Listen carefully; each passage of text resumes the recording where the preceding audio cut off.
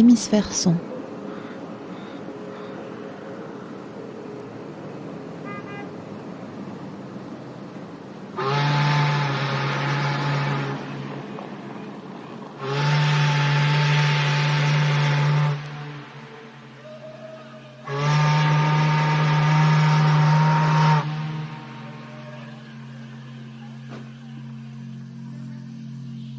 Valérie Vivancos, bonjour, ou alias Ocean Viva Silver, puisque c'est le pseudonyme et l'anagramme que vous avez choisi. Première question très très simple, comment est née votre vocation de compositrice ? Bonjour Jean-Yves, alors la question est simple mais la réponse est sans doute un peu complexe. Je pense que ça vient à la fois de l'enfance, tout simplement. Ma mère était enseignante dans un institut médico-pédagogique et chaque année elle participait avec ses élèves à des ateliers et donc des ateliers créatifs, pratiques. Il y a eu une année où l'atelier était dirigé par les gens de l'électroacoustique de Bourges, donc Roger Coquigny en particulier. Donc c'était un atelier d'électroacoustique. Et moi, après l'école ou le mercredi ou de temps en temps, je participais à cet atelier, ça me plaisait, c'était de la pâte à son, c'était tout à fait ludique et c'est devenu une norme dans ma tête, je pense à cette époque, qu'on pouvait, sans connaître la musique, de manière académique, se prêter à l'exercice de la manipulation des sons. Mais pour passer de l'intérêt, disons, enfantin pour les sons et la musique jusqu'à se dire compositrice, il y a certainement bien d'autres étapes. J'ai d'abord été DJ à Londres, ça a été disons que le premier pas dans ce sens, où je commençais à mixer un petit peu toutes sortes de sonorités, des bruitages, etc. J'étais aux Beaux-Arts en même temps, donc ma pratique s'est orientée vers ce qu'on appelait les sound art, art sonore. Et arrivé à Paris en 2002, toujours dans la continuité de ce parcours, j'ai eu l'opportunité de travailler au groupe de recherche musicale. Et là, ça a vraiment ancré ma pratique de la composition telle que je la continue aujourd'hui, à savoir dans l'électroacoustique, l'électronique et l'improvisation. Et j'ai travaillé, alors c'était un peu couteau suisse, un petit peu à la programmation, aux éditions, voilà, organisation un peu large. Hormis la secrétaire Elisabeth et Evelyne Gaillou, donc nous étions 3 femmes au sein d'une équipe d'une 15aine de personnes. Disons que les rencontres fortes ont été plutôt celles de la jeune génération. Donc Alexandre Bazin, Philippe Dao et François Bonnet, avec qui, donc avec François en particulier, il y a eu des échanges assez forts sur des réflexions théoriques et artistiques. François Bonnet, qui est maintenant le directeur du GRM.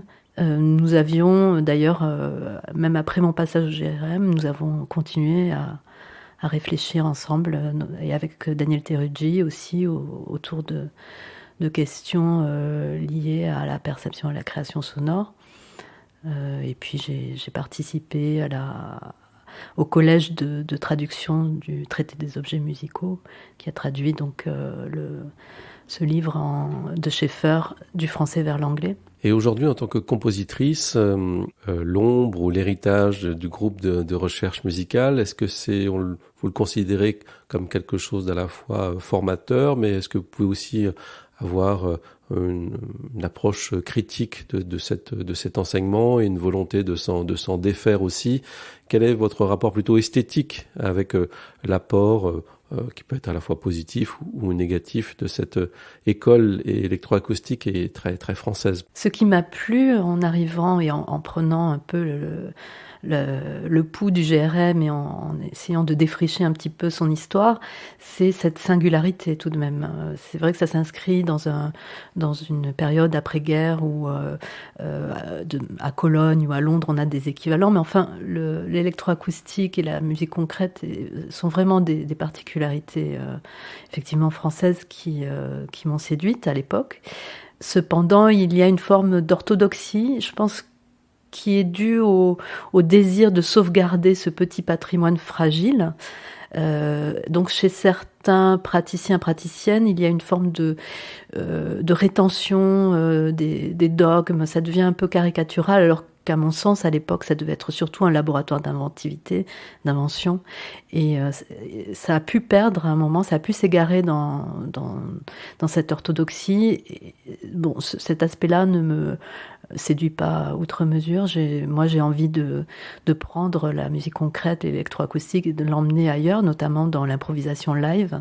Ça, c'est un peu mon choix esthétique, voilà, c'est de prendre un peu l'héritage de l'écoute profonde, du travail sur les corps sonores, les matières, des manipulations, des traitements du son, des études même d'une matière, et de l'emmener ailleurs dans des champs plus poétiques et plus vivants.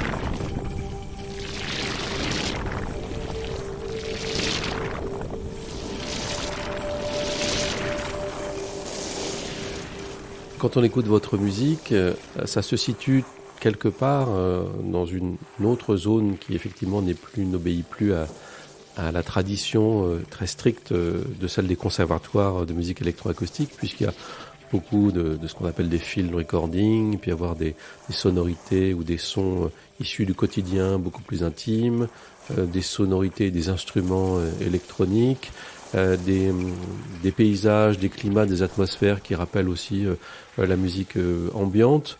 Donc il y a peut-être quelque chose là d'assez générationnel et qui fait que aujourd'hui votre musique elle s'insère assez naturellement dans un paysage sonore plus grand.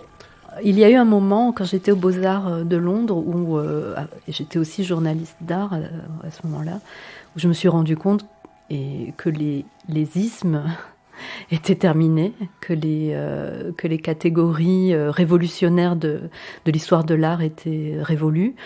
On avait même dépassé le postmodernisme. Et le jour où le jury s'est tenu et des professionnels de l'art sont venus voir les installations des étudiants, ils nous ont dit que ce qui était le plus important, au fond, c'était les histoires singulières. C'est-à-dire les histoires, on n'allait pas réinventer le langage, mais on pouvait se l'approprier avec nos singularités. Donc j'ai gardé un petit peu ce réflexe dans mes créations et aussi la liberté de ne pas se cantonner à un courant, à une école, à un dogme, à une forme, mais plutôt être dans un syncrétisme tout à fait subjectif et l'assumer. Dans l'histoire de la musique ou de l'invention musicale au cours du XXe siècle et du XXIe siècle, il y a énormément de compositeurs et compositrices qui viennent des écoles d'art, notamment britanniques. Il y a vraiment une tradition, même dans la pop, d'artistes qui ont révolutionné ou en tout cas fait grandement évoluer la musique pop en venant de cet enseignement des écoles d'art. Donc est-ce qu'on pourrait un peu plus en parler des pratiques que vous aviez à l'époque ou l'influence qu'elles ont pu avoir plus tard sur votre pratique de compositrice ? L'influence britannique, elle est aussi dans l'esprit punk, clairement, c'est-à-dire just do it. On le fait même si on ne sait pas. Il n'y a pas le côté élitiste qu'on peut retrouver dans certaines zones esthétiques en France, à savoir il faudrait, même en électroacoustique, il faudrait maîtriser telle et telle technique, l'interprétation sur acousmonium, des choses comme ça.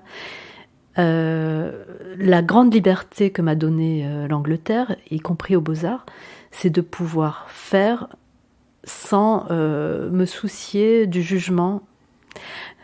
c'est compliqué ici, mais voilà, c'est aussi l'énergie avant tout. Et ça, c'est ce que j'ai appris aussi aux Beaux-Arts de Londres, avec plus précisément dans la partie sonore, des exemples vivants à travers mes professeurs comme Hayley Newman, qui collaborait à ce moment-là avec Kath Matthews. Donc on se voyait en dehors des cours pour aller à des concerts de musique électronique expérimentale, et en dehors du cursus académique, entre guillemets, il y avait aussi toute cette vie foisonnante de la fin des années 90. Il y avait aussi, comme j'étais journaliste, j'avais documenté l'expo de David Toop, Sonic Boom, tout ça mijoté en même temps. Hayley Newman faisait des performances, disons, dans la tradition de Fluxus, on va dire, mais qui intégrait une partie sonore électronique. J'avais un prof d'histoire de l'art, Dave Ryan, qui était spécialisé dans l'histoire de la musique contemporaine et des arts sonores, puisque c'est finalement une historiographie qui se fait à posteriori, à rebours. Mais en même temps, il y a des organisations comme Sonic Art Network ou des choses comme ça, le London Musician Collective, qui avancent de concert dans ce Londres de la fin des années 90.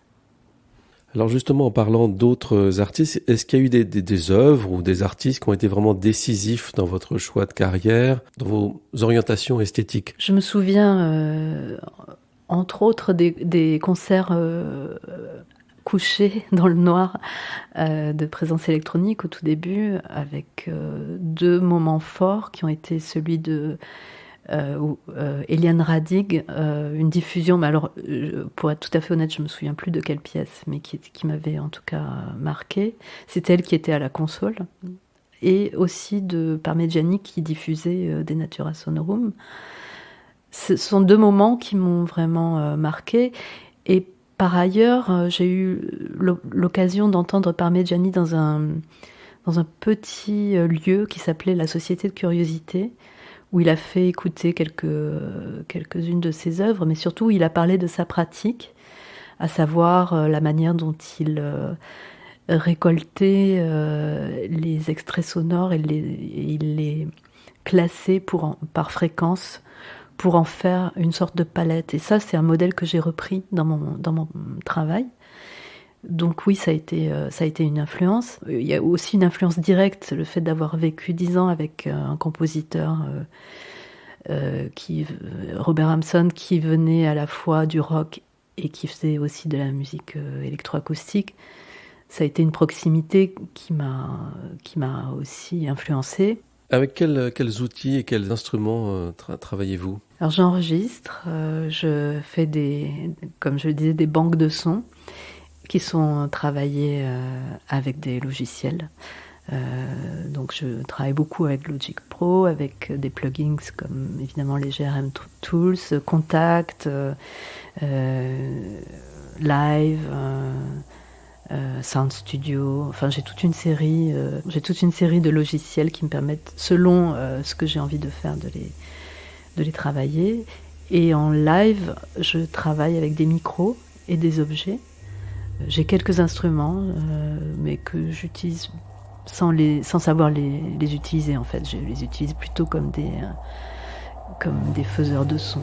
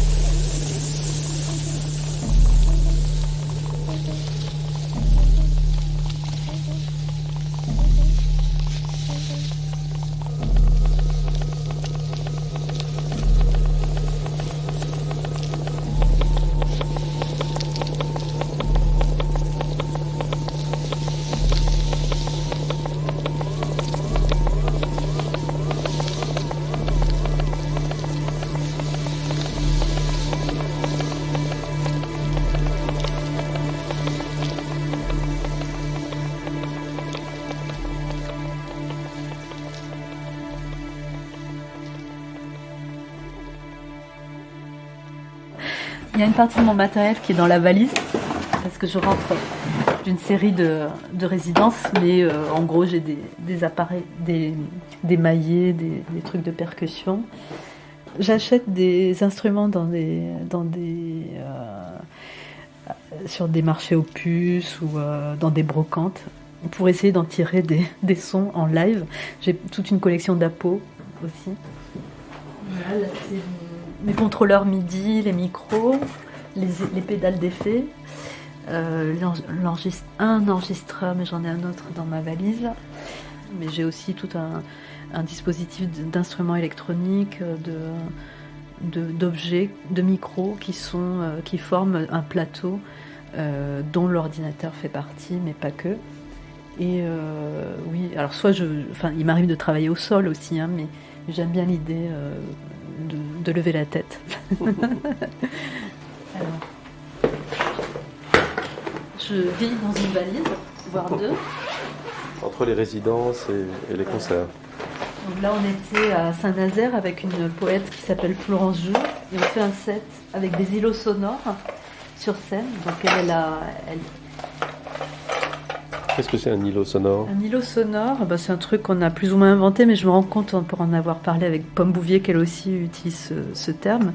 Ce sont des îlots sur scène, au plateau, qui sont sonorisés avec des micros, des effets et tout un tas d'objets. Dans un autre îlot sonore, il y a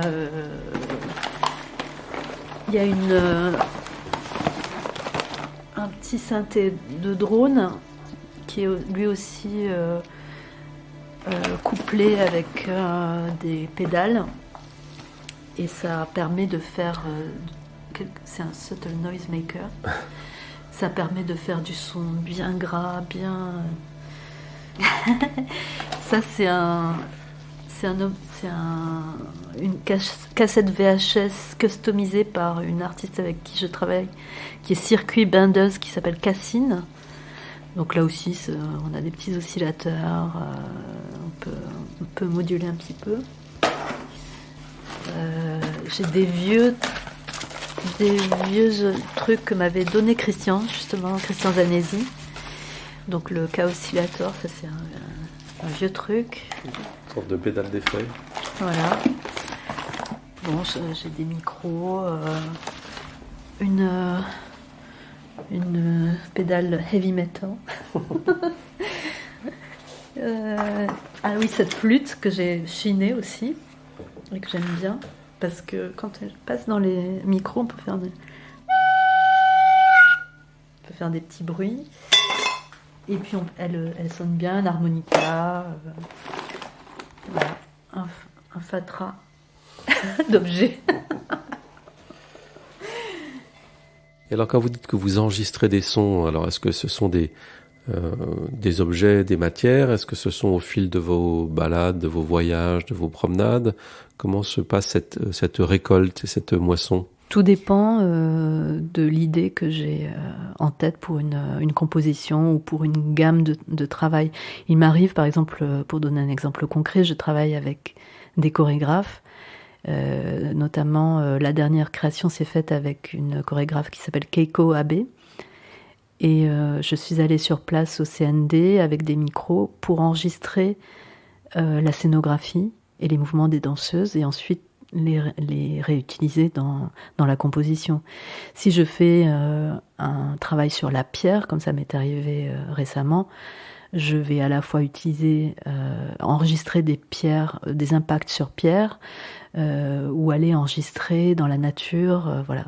Donc ça dépend vraiment de ce que je me suis mis en tête. Alors justement, pour parler de vos albums, vos pièces ou vos créations, la matière, les objets semblent souvent guider votre inspiration et votre travail. Alors justement, comme la pierre avec votre dernier, album, Al-Safieni, qui est paru en 2022, ou le bois, là, pour 2 pièces qui avaient été rassemblées sous le titre de IP en 2020. D'ailleurs, IP, j'ai lu ça, s'inscrivait dans une sorte de série ou un projet qui s'appelait Releasing the Spirits of Objects, qu'on pourrait traduire par libérer ou révéler l'esprit des des objets. Donc ces objets, ces matières, au-delà d'une thématique, vous servent souvent de première inspiration? Oui, c'est une forme de méthode que j'ai pris de la musique concrète, c'est-à-dire des études d'objets, mais ça a été progressif, c'est-à-dire qu'il y a vraiment tout un parcours qui part avec le silence au début des années 2000 où je me dis bon ça y est c'est ce que je veux faire. Création sonore, à l'époque je parlais pas de composition mais ça revient au même. Donc j'ai fait une performance participative à Rio sur la notion de silence. Je voulais vraiment faire table rase. Ensuite, j'ai monté d'un cran avec les sons du corps, donc la rythmique de la respiration, du sommeil. Donc ça a été, comme dans le jargon électroacoustique, le sommeil est devenu mon corps sonore. Donc c'était pas mal, c'est une ambiguïté que j'aime bien. C'est un objet sonore, c'est un objet que l'on étudie, ouais. Mais j'aime bien cette idée que c'est partie du corps, à la fois de l'impossibilité du silence pour un corps vivant, un corps perceptif, même sourd d'ailleurs, et ensuite les sons que l'on perçoit de l'intérieur et qui émanent de notre corps, donc sommeil, respiration. Et petit à petit, tout ça a glissé vers un usage des objets primaires, enfin des matières primaires, à savoir le bois, le métal, la pierre, et aller vers un usage plus subjectif et rituel des objets. Et entre-temps, ce qui a fait l'articulation, c'est lors de recherches dans les archives de John Cage, pour un mémoire, de découvrir sa relation à la percussion, à savoir que lorsqu'il avait une vingtaine d'années, il était assistant du réalisateur Oscar Fischinger, réfugié donc à Los Angeles. Et Fischinger lui avait dit, il était animiste, il lui avait dit que l'esprit des objets pouvait se révéler en frappant dessus au moyen de la percussion. Et donc Cage avait à l'époque fait une sorte de crowdfunding avec les relations de sa mère qui était journaliste au LA Times. Il avait fait une souscription pour construire son premier instrumentarium qui était un instrumentarium de percussion. Bon, tout ça pour dire que ça rejoint aussi mon expérience de la musique concrète et que j'aimais bien l'idée d'étudier des objets en les faisant vibrer, mais aussi d'aller au-delà d'une étude classique et technique pour les emmener vers une forme de poétique.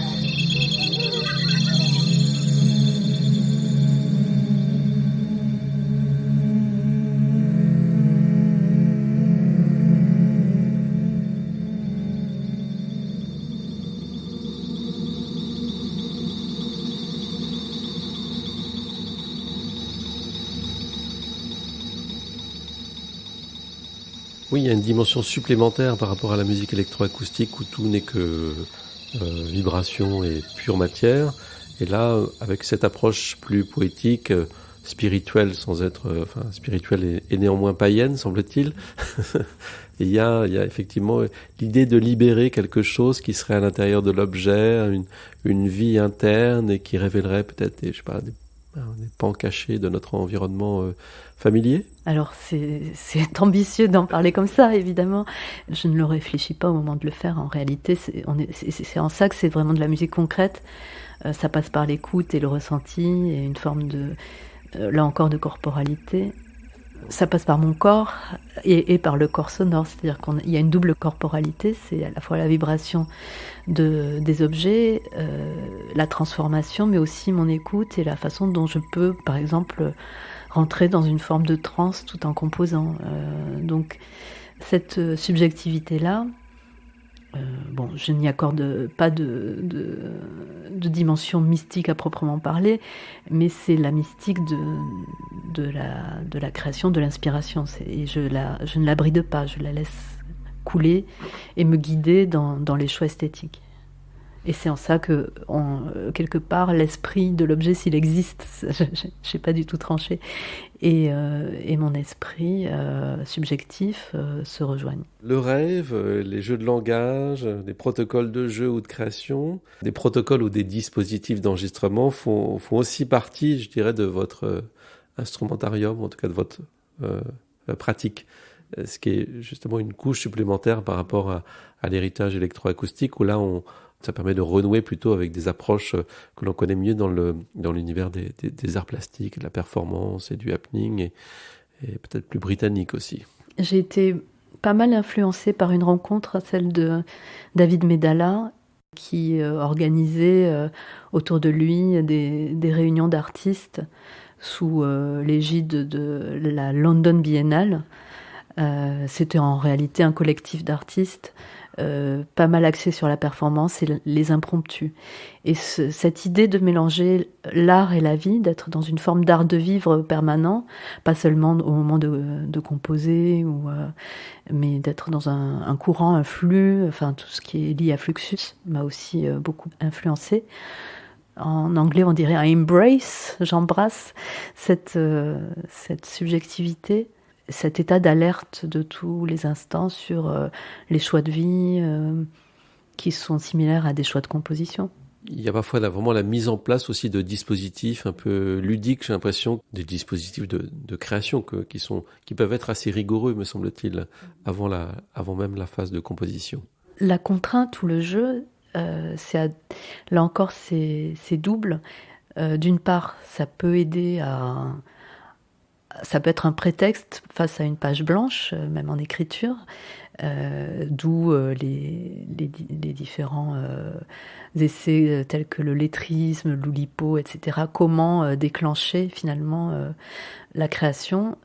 Et en même temps, ça peut être, à mon sens, une limite. Donc, j'essaie de négocier entre l'aspect ludique, le plaisir effectivement du jeu, qu'on retrouve dans l'histoire de l'art.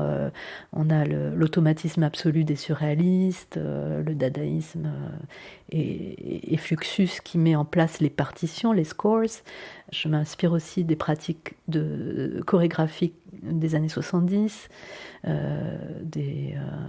comme les tuning scores de Lisa Nelson ou les pratiques chorégraphiques participatives de Anna Alprin ou Simone Forti, qui mélangent aussi, qui font un syncrétisme, langage, danse, performance, son.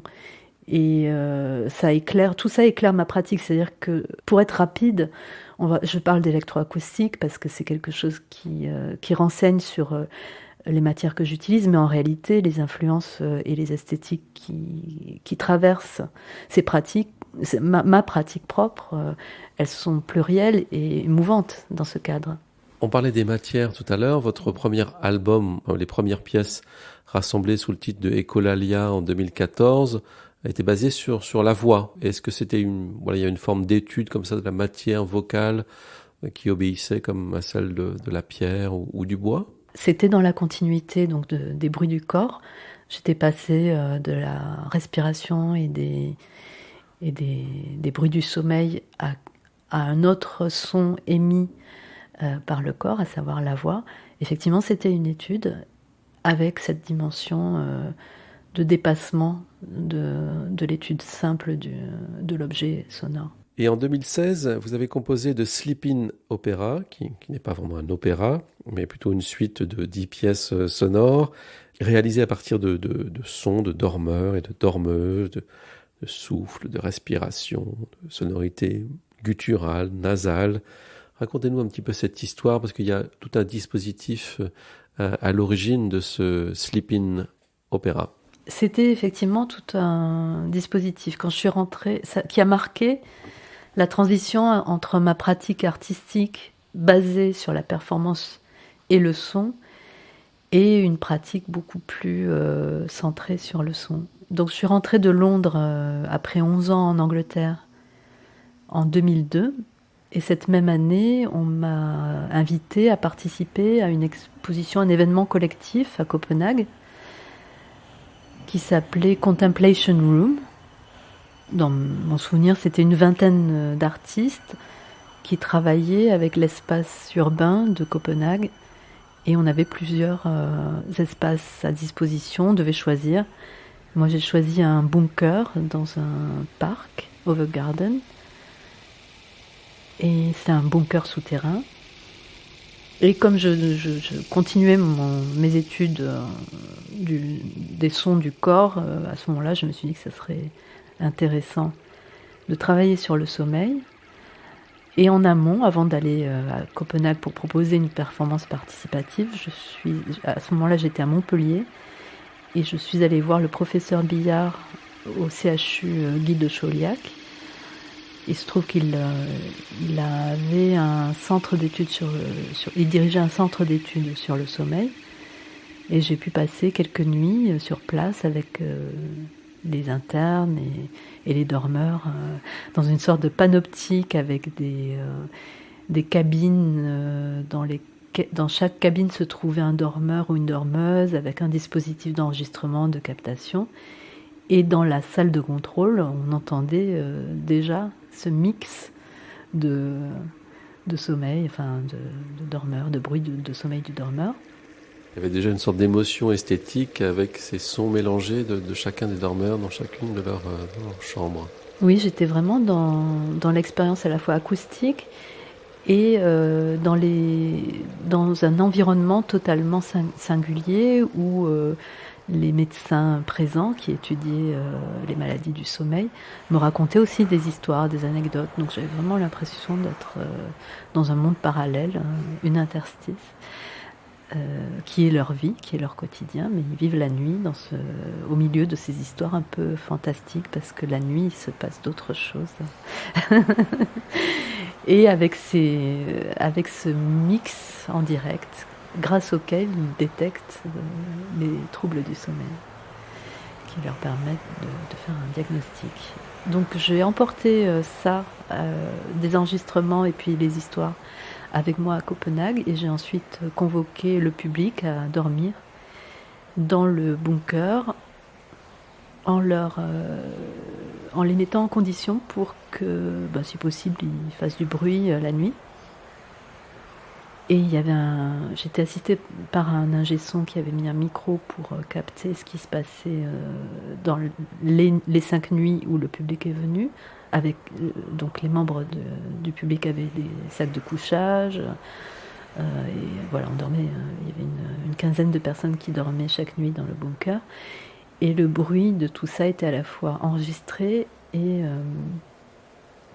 restitué dans le parc au-dessus du bunker. Donc voilà, c'était une expérience dont ensuite j'ai mis à peu près 10 ans pour en faire un album en récupérant les différents enregistrements.